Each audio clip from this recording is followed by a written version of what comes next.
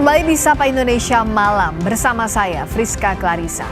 Erlangga Hartarto menyatakan mundur sebagai Ketua Umum Partai Golkar. Erlangga menyebut alasannya mundur untuk menjaga keutuhan Partai Golkar dan memastikan stabilitas di masa transisi pemerintahan.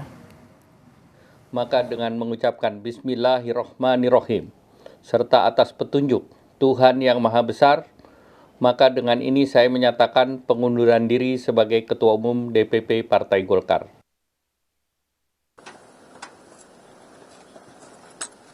Erlangga Hartarto menyampaikan pengunduran dirinya dari jabatan Ketua Umum Partai Golkar.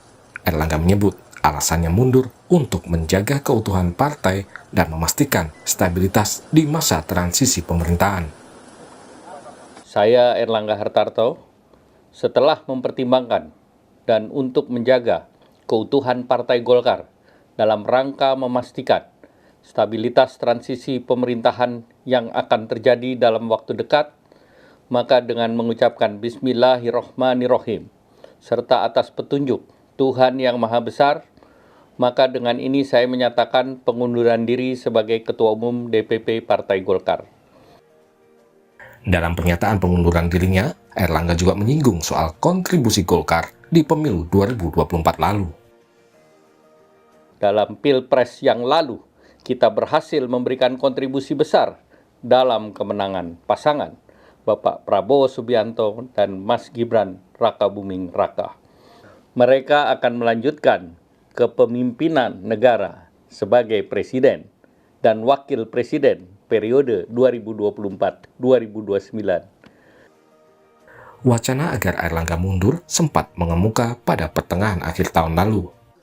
Sejumlah kader Golkar mendesak digelarnya Munaslup karena menilai Erlangga gagal membawa mandat partai untuk mengusung kader di Pilpres 2024. Desakan Munaslup Golkar untuk melengsarkan Erlangga sempat dipertanyakan tokoh senior Golkar Luhut Panjaitan.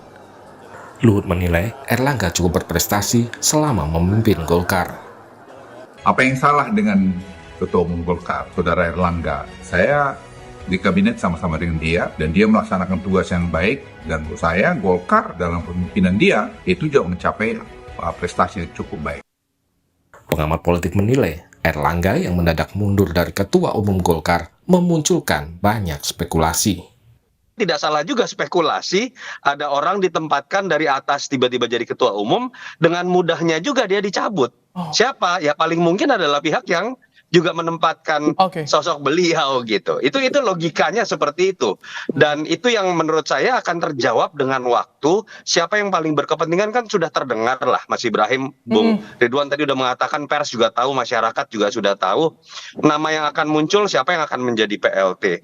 Dan paling mungkin adalah kita akan menerka siapa yang ada di belakang ini kan adalah bagaimana nanti nama yang akan menguat di dalam Munaslup. Misalnya kalau orang menerka nama Bahlil, orang pasti akan menduga di belakangnya ada Pak Jokowi, karena Bahlil adalah orang dekat Jokowi. Akan berbeda kalau misalnya Agus Gumiwang, mungkin yang dianggap paling berpengaruh di situ adalah Pak Prabowo, karena Pak Agus Gumiwang dekat dengan Pak Prabowo.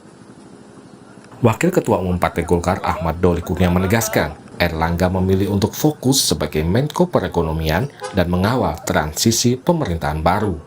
Ahmad Doli juga membantah ada desakan agar Erlangga mundur. Paling lama kesana, gadang lebih berkonsentrasi untuk di kabinet, karena tenaga ketua umum kami itu sebagai Menko Perekonomian sepertinya lebih dibutuhkan ya di kabinet untuk mengantarkan masa transisi pemerintahan ya, karena banyak sekali program-program yang disiapkan sebagai program lanjutan. Erlangga menjabat sebagai Ketua Umum Partai Golkar sejak 2017 lalu. Munas Golkar pada 2019 mengukuhkan kembali Erlangga sebagai Ketua Umum selama 2 periode. Masa jabatan Erlangga seharusnya berakhir pada Munas Partai Golkar yang dijadwalkan pada Desember mendatang. Tim Liputan, Kompas TV.